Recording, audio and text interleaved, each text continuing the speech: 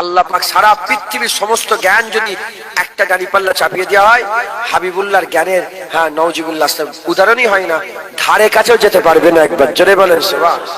আর এত জ্ঞানওয়ালা নবীকে যদি বলে লেখাপড়ার জ্ঞান নেই, জোরে বলেন না, মানা যাবে? এখন ফেসবুকে দেখবেন বলছে রাসূলুল্লাহ লেখাপড়া জানে, নিরক্ষর। তোর বাপ লেখাপড়া জানে না, রাসূলুল্লাহ সব জানে। হুজুর পাক সব জানে, কারো কাছ থেকে লেখাপড়া শিখায়। আমার আল্লাহ, যে আল্লাহ হরিণের কথা শিখিয়েছে, হরিণের জবান শিখিয়েছে, যে আল্লাহ উস্তুনে হান্নানের জবান বুঝার ক্ষমতা দিয়েছে, যে আল্লাহ হুজুর পাক পাথরের সালাম, পাথরের সঙ্গে কথা বলা শিখিয়েছে, যে আল্লাহ গাছের সাথে কথা বলা শিখিয়েছে, সেই আল্লাহ সব পড়ারও জ্ঞান দিয়েছে, সব লেখারও জ্ঞান দিয়েছে। আল্লাহ দিয়েছে। হুজুরের মাস্টার আল্লাহ, হুজুরের উস্তাদ আল্লাহ, হুজুর আল্লাহর কাছ থেকে শিক্ষা পেয়েছে। জোরে বলেন।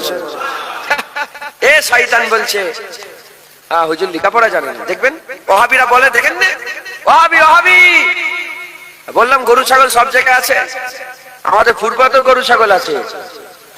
ওহাবি ওহাবি। বাপকে ছাড়বো না, তুমি তো দূরের কথা। হুজুর পাকের কদমে আমার বাপের গর্দান কুরবান হয়ে যাবে। কথা ঠিক না ভুল বলে? আমি বললাম আমরা মোমেন, যাদের উত্তরসূরি আমাদের বড়রা শিখিয়ে দিয়েছে। আবু উবাইদা বিন জাররাহ বদরের জমিনে নিজের বাপের মাথা কেটে কান ধরে মাথা কাটা মাথাটা নিয়ে গিয়ে রাসূলুল্লাহর কদমে ফেলে দিয়েছে। হুজুর বলে, আবু উবাইদা কার মাথা? বলি, ইয়া রাসূলুল্লাহ বাপের মাথা। আপনার সঙ্গে বিয়াদবি করছিল, কেটে নিয়েছে, দিয়ে দিয়েছে। যেটা বলতে পারলেন না সুবহানাল্লাহ? আমরা বড়দের কাছে শিখেছি তো, বড়দের কাছ থেকে শিখেছি। বড়দের কাছ থেকে শিখেছি আমরা। তো যাই হোক, হুজুর পাক সাল্লাল্লাহু আলাইহি ওয়াসাল্লাম বড় হিকমত আল্লাহ। আল্লাহর পরেই নবীর হিকমত। একবার জোরে বলেন। আল্লাহর পরেই নবীর দরজা। জোরে বলেন। আল্লাহর পরেই নবীর জ্ঞান। আল্লাহর পরে কার জ্ঞান? আল্লাহর পরে কার জ্ঞান? তুমি বলার কে? এটা জানে না, ওটা জানে না। আল্লাহ কি জানিয়েছে তোমাকে পার্সোনাল কানে কানে আল্লাহ বলেছে নাকি? আমার নবীকে আমি লিখাইনি, আমার নবীকে পড়ে। তুই বললি হুজুর লেখে নে, পড়ে নে, হুজুরের ব্যাপার। জানে না বলছিস কেন? আপনার নাম কি? পঞ্চাদা। শুনছে, রেকর্ড হচ্ছে তো। পঞ্চাদা যা লেখাপড়া করেন তাদের করে কি বলে? বলে লিখতে পারে না, পড়তে চায়, কি বলে? দেখেছে কি বললো? পঞ্চাদা কি বললো? যা লেখাপড়া জানে না মূর্খ। নবীকে লেখাপড়া জানে না বলে তুমি মূর্খ বানাবার চেষ্টা করছো? শয়তানের বাচ্চা, শয়তান। কথা ঠিক না ভুল বলেন? পঞ্চা কি জানে? হাসবেন না, হাসছেন, আমি হাসাচ্ছি, হাসাচ্ছি। পঞ্চাদা কি জানে? ও তুমি জানে না। আমার ড্রাইভার যে আছে হিন্দু ছেলে, আমার আব্বাজানের গাড়ি চালায়, হিন্দুর বাড়ি, নাম গোবিন্দ। আমি ডেকে বললাম, যারা লেখাপড়া জানে না তোমরা কি বলো? বলে মূর্খ। তুমি নবীর শানটা সব্বার সামনে কি প্রচার করছো? হিন্দুস্তানে থেকে 100 কোটি হিন্দু আর 30 কোটি মুসলমান। 100 কোটি হিন্দু, 30 কোটি মুসলমান। 30 কোটি মুসলমান আর 100 কোটি হিন্দুকে কি শোনাচ্ছ? রাসূলুল্লাহ পড়ালেখা জানে না? এই রাসূলের শান বলছো তুমি? সারা পৃথিবীর বড় বড় হিন্দুদের বড় বড় মনীষী, বিবেকানন্দ, বড় বড় মনীষী, তারা বলছে না না, নবীর মতন কেউ হয়নি, আর কোনোদিন হবে না।